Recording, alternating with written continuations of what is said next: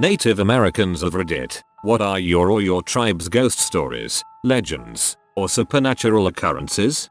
Uctina. It's a legend about a horned snake in mythology. Cherokee. Legend. Uctina is said to be very large and round like a tree trunk, with horns on his head. The only way to wound him is to shoot at a singular spot on his forehead that emits bright light. It's similar to a diamond. If you defeat Uctina, you become a miracle worker, a great warrior. Yet, once you see the light of his forehead, you run toward it instead of trying to escape.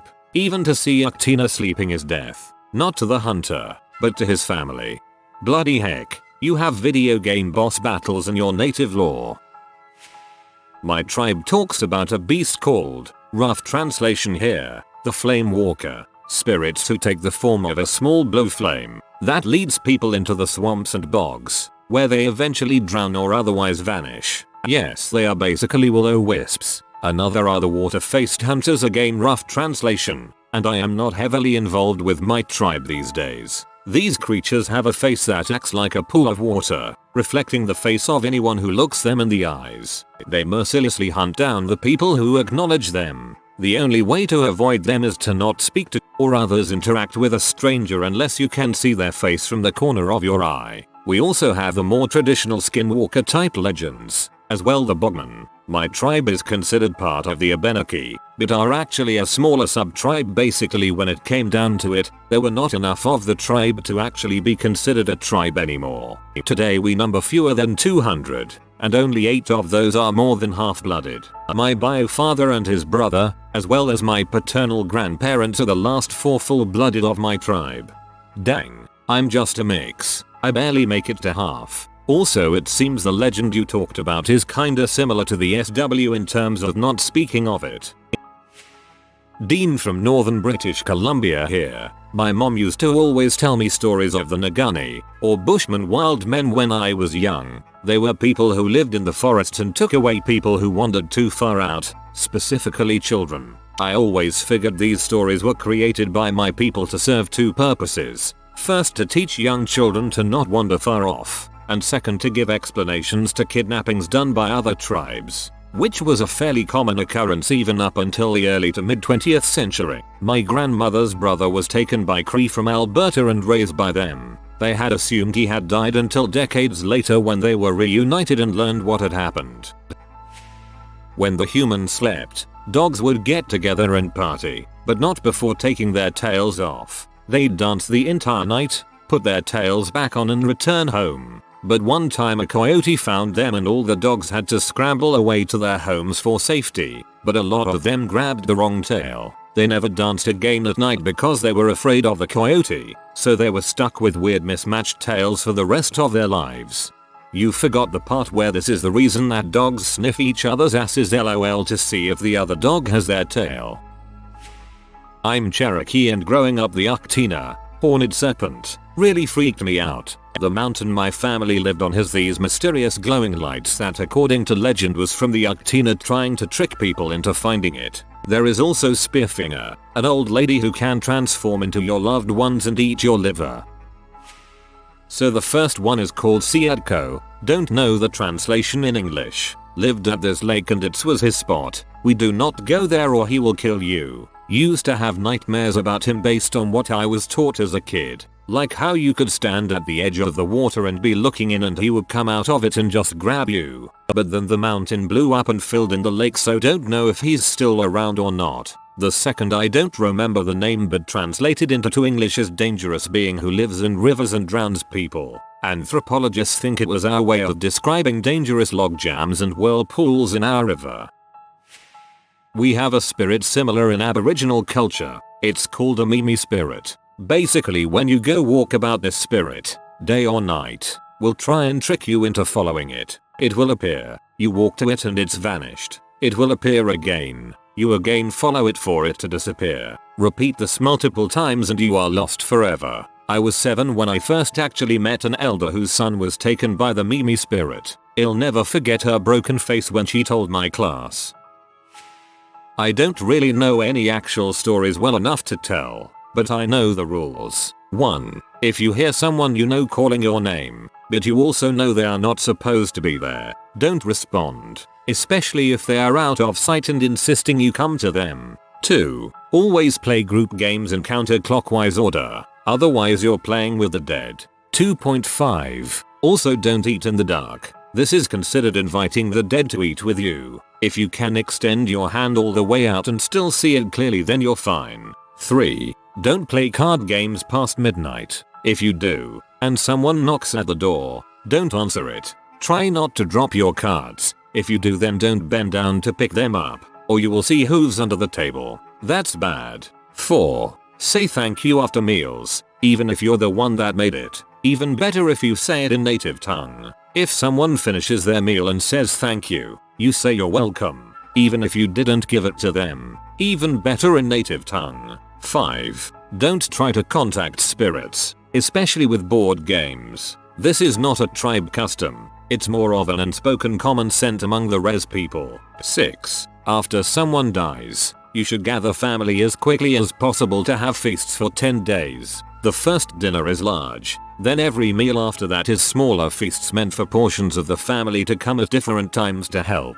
The last feast on the 10-day is the closing dinner, which is the largest, with the entire family expected to show up and help. For every meal of these 10 days, put out a plate of the deceased's favorite foods first. Contrary to Rule 4, you do not say thank you at any time during these 10 days. This is because it is believed that it takes the dead 10 days to relive their lives before they pass on, so this is your last chance to eat with them. 7. If a bird flies into your house, someone's going to die. 8. Pregnant woman should not hold any child that isn't theirs. 9. It's accepted that if you actually try to curse someone, literally going through all of the steps with the intention of harm, not an accidentally wishing them bad luck, then your family will also be cursed horribly. 10. If you play with fire, you'll wet the bed. You're Haudenosaunee, I bet. I've heard the same rules, just not as detailed, so thank you for elaborating on these. I feel like I may be late, but I have a lot of Aboriginal myths. Most are old tales that involve magic or giants, taking animals, cunning ravens, the birth of the Tli Cho people, but more sinister of tales, the Naga, the Aboriginal version of Bigfoot. I also know of an Inuktitut take about witches that live under the ocean called the Kalipiliut. I'm a Northern Canadian with an Aboriginal father and a white mother. The tales I heard were either from teachers, grandparents, or friends who have embraced their culture, so let me know if you want to hear some stories. Not me, but my fiancé is 50% native. She said that when she was a kid, her mom, who lived and associated with their tribe frequently, was told to take her and her siblings to the storm shelter and to lock the doors because the owls were coming. In her tribe, it is believed that owls were possessed by unkind spirits and would come back to haunt people who had harmed them during their life. Her mom, who was just a child then, had followed her parents' orders and had taken her and her siblings to the shelter, but she hadn't locked the door. She opened the door and above her she saw a swarm of owls flying over her and the other nearby homes that also housed other people of the tribe. She said they all flew past the nearby homes and never saw the occurrence happen again, but until this day her mom gets nervous and uneasy when she sees an owl. I'm Tsmshian and we seem to have a lot of shapeshifters, which some are questionable. I think a lot of them are similar to the idea of skinwalkers, but some of the shapeshifters like Raven have been a huge part of getting the things we need like the moon and stars, although mostly through trickery. I've known some people who swear they've come into contact with shapeshifters that usually end up being like a mimic of someone they know, usually summoned with them but are often faceless. There was apparently a ghost war once. Mosquitoes were once a bloodthirsty group of people. Tell the mosquito story. Seneca, there's a legend about a giant woman who grabs lovers with her tea and chucks them over a cliff if they frick too long or speak ill toward each other while in bed. This will do. Unzips pants. Not supernatural, but there is a red clay deposit on our traditional territory, fairly rare in our part of northern BC. Legend has it that a war band from our people fought with another war band and the blood from that battle stained the clay red. Elders consider it taboo to go near the area. The Stick Indians. They're these horrifying spirits that I was terrified of when I was younger, and still freak me out a bit to this day. I just remember being told they'd try to scare you at night, and that they'd take pregnant women and carve out their babies to raise as stick Indians. Not a fan. That's very crappy of them to do that. Here's a non-scary legend from the Osage, the story of the medicine spider. Long ago when the people were young, the chiefs of the many clans of the Osage sought out different animals to become symbols of their people, to impart wisdom and strength to them. The chief of the isolated earth, troubled because he had yet to find such an animal, went out hunting for food and to quest for his people's symbol. After he had been hunting for some time, he came across the hoofprint of a massive stag. "Ah," he said, "grandfather dear, reveal yourself to me, so that you may bring your strength to my people," and began to track the stag so that he could take it as a symbol. For many hours he tracked the stag, and gradually the tracks became fresher as he started to catch up. However, he was so focused on following the tracks of the stag that he did not lift his eyes from the ground, and did not notice that his path would lead him directly into a spider's web. The web was massive and strong, and the chief was caught just enough to impede his passage for a moment. In anger,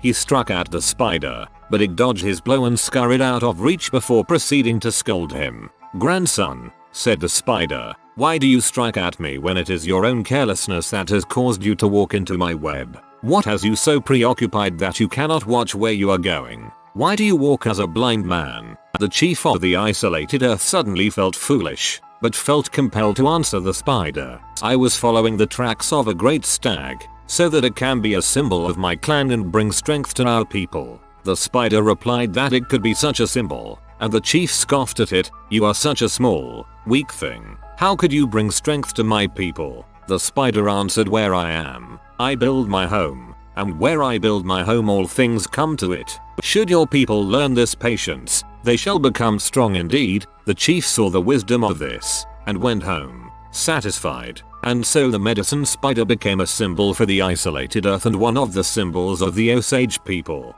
Traditionally, the medicine spider is depicted as a stylized black widow. Sweet, I have Osage in me myself and I enjoyed this story. Thanks for sharing.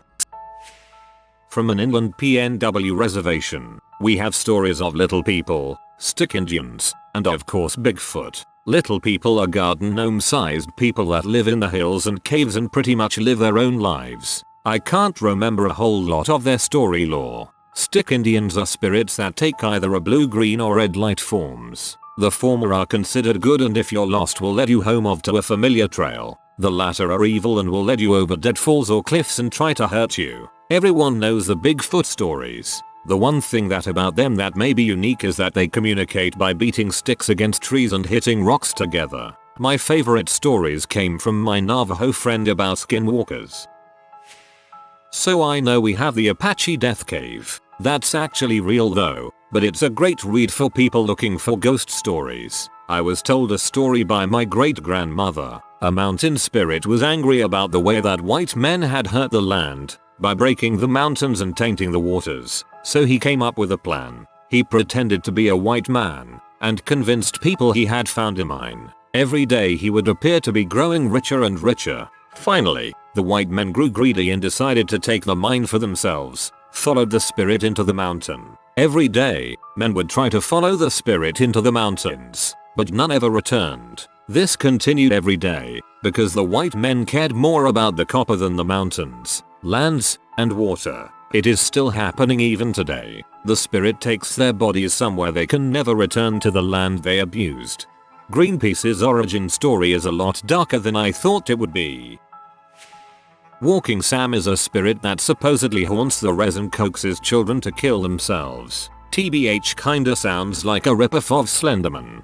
An externalization of a real fair. Children on the res have a much higher rate of suicide, so invent a monster to explain why. The truth is poverty, neglect, abuse, drugs, and despair. A monster you could ward away, but systemic social problems are not so easily frightened away. There's a pair of legs that always wants to race at night. If you're out on the res after nightfall you're bound to run into the bodiless legs that run the roads around the res. Apparently it will try and trip you to ensure it wins. There are a few others that go around that I'm pretty sure started as someone's grandma's grandma trying to scare kids from doing stuff. This pair of legs sounds like a dickhead. I haven't looked into this in years, but I was always told to never go into the woods at night, as that was when the spirits would roam around. Especially in winter, as that was when a giant flying cannibal head would attack. Especially people who did bad things. From the Great Lakes region in Canada, supposedly. I'll have to research it to see if it's actually true or something my mother came up with to terrify me. LOL. Wendigos are said to stalk the woods. And the Wendigo legends originated in your area, so there's a possibility that the cannibal head could possibly be a Wendigo. I'm Cherokee, and my family has always had supernatural things going on, though there are lots of cool scary stories to tell. One in particular popped up in my head when I read the question. The deer woman. My stepmom always said she was deer clan. Because of this she never ate any deer whatsoever. I never knew the reason why till after she became extremely ill, because my dad tricked her into eating deer jerky one day. She told me that anyone who ate deer in her clan usually gets a warning by getting sick, but if they continued eating deer they would die. This is because the deer woman would come for them, because they had done wrong. Then she went further down the road of making me not eat any jerky for a while by saying, every year a person in her clan is taken by the deer woman. This is at powwows, of course. When everyone goes home, you'll hear the next day that someone turned up dead, or went missing never to be found, is what she told me in between moments of dizziness. I was around 7 or 8 at the time, and her being my stepmom, I thought I was going to die because all I ate was deer jerky that day. I'm Cherokee, so technically Native American speaker. Very technical. However, that has nothing to do with what I'm going to talk about. That was just obligatory. Maybe it's not appropriate, but maybe it is for this Reddit question. I don't know for sure. I'm Hawaiian, living on the island of Kauai. I've met people on here who've said Hawaiians are Enativa Mirikansi as America on TRL's Hawaii shore buddy. Anyway, there's a lot of supernatural and myth here in Hawaii that I thought I might share a bit of, at least the most prevalent kind that I've heard of. Night marchers. Ghostly ancient Hawaiian warriors. You'll hear drums and see torches when they are near. You can't look at them and you should lie on the ground in respect. They'll kill you otherwise. You still can die even if you follow the recommendations. You are most likely to live if you're of Hawaiian descent. If a ghost warrior is a relative, he can call upon the night marchers to spare a descendant's life, and or show absolute respect. Mermaid of Wailoa River. She's very much like a siren of sorts. Wailoa River is the biggest, in terms of width, on Kauai. She swims in that river and does what one would expect a siren to do. White man of Waimea Canyon. Basically a small powder white creature that, at night, stalks people.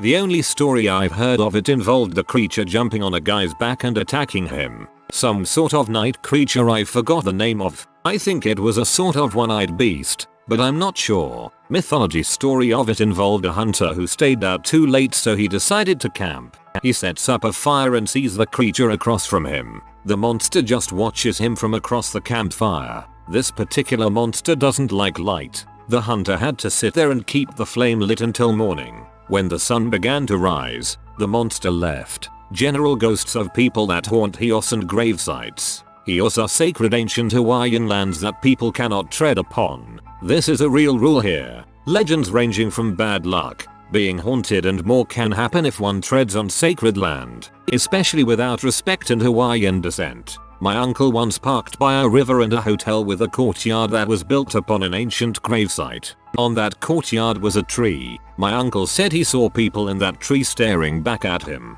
Anyway, those are just stories at the top of my head. There is a ton of Hawaiian mythology and I'm glad I was able to share some of that, even if this wasn't exactly a Native American story.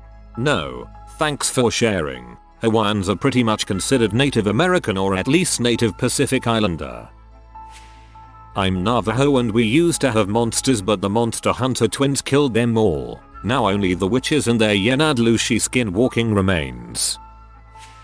I'm too late but worth a shot. Do Inuit count? I'm from the northern Canada, Nunavut. There are shadow figures called Taranak or the shadow people. It is believed that you can see them from the corner of your eyesight. When you see a Taranak, you would take another look, or you swore you saw something in a form of shadow or a haze. I have heard that they are rather creepy and they give you the feeling of being watched or a slight anxious of some is following you. Another legend is called Ijgerate, translated people who hide. Ijgerate are entities that you would see in the barren Arctic and the far hills. The Ijgerate have the power to shift into other creatures or people, really similar to the Navajo legend Skinwalker, although never harming Inuit. It is believed that the entities observe Inuit and follow them, but I have never heard Ijgerate harming Inuit. An Inuk elder explained that the Ijgerate can live human lives or imitating humans, or even marry other human beings, while pretending to be Inuit. Camping in the Arctic is creepy and you are to that expectation that you would encounter entities, especially how the Arctic is so vast and empty.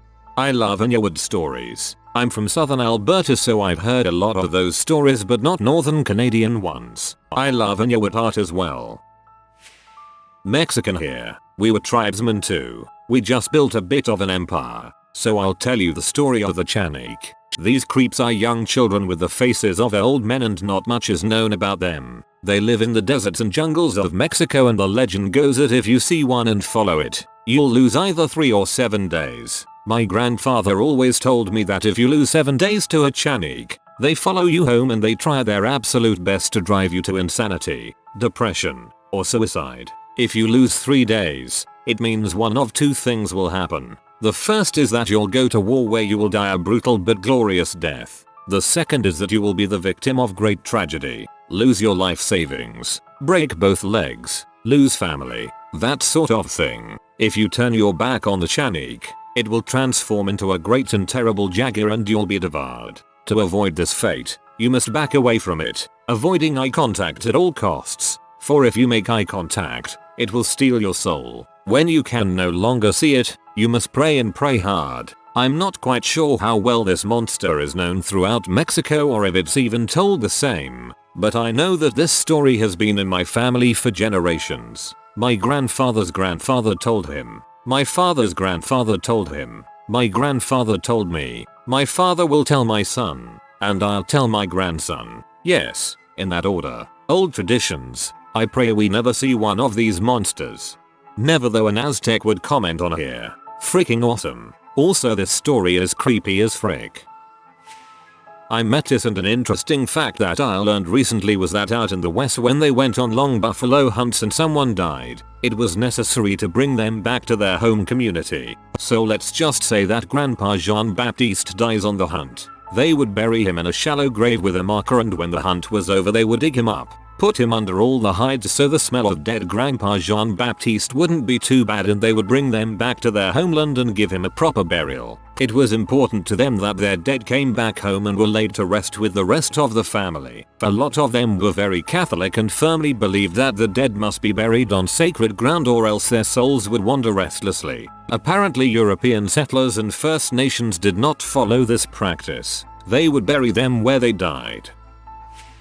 My mom used to say yellow butterflies were good luck. Not sure if she just made that up though, lol. That and something about owls being bad. Oh yeah, also don't listen if you hear your name from something somewhere unknown, even if it sounds like someone you know, especially when it's somewhere your name shouldn't be called from.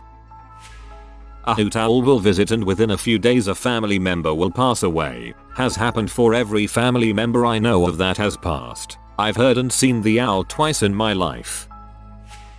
I'm Anishnob, Ojibwe Chippewa. When I was young, my mom would tell me and my siblings stories. One of them was about twisted, spiteful people. People who were knowledgeable about medicine, spiritual power, but that they used it in a bad way. It was said that such people could turn into bears, shapeshifters. We called them bear walkers, and they moved only at night. Weird Wolf Guy mentioned will-o-wisps, and his story is similar to mine. We were taught that these balls of light were the sign of a bear walker, and that if we saw one, we were supposed to run away as fast as we could.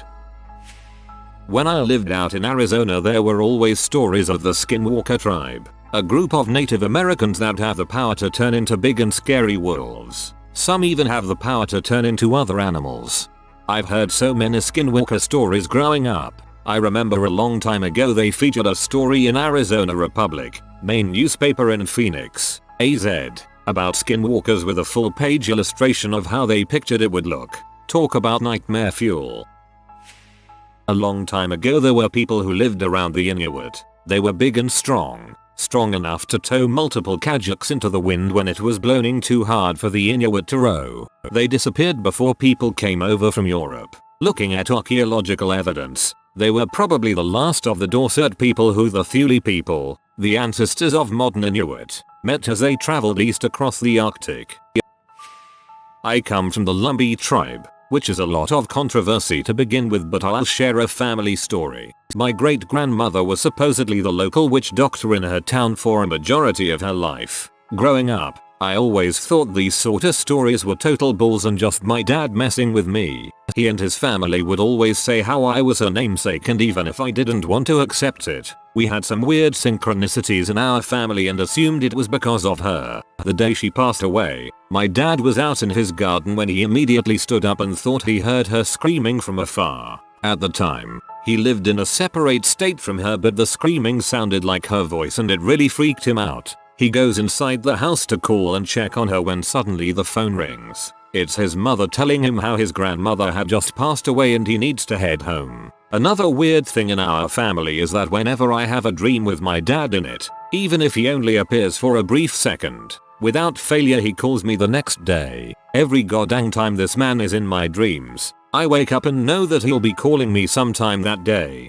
Best part? He says the same things happens when I appear in his dreams. Him and I aren't terribly close in the sense that I haven't seen him in person in 2 years and we maybe chat on the phone once a month or so. Granted, it's nothing too spooky, but I always found it really interesting that his family and I have these minor happenings and we usually just chalk it up to being lumbee ha. If you are new to the channel, you can subscribe. I publish new videos every day. Until then, check another video.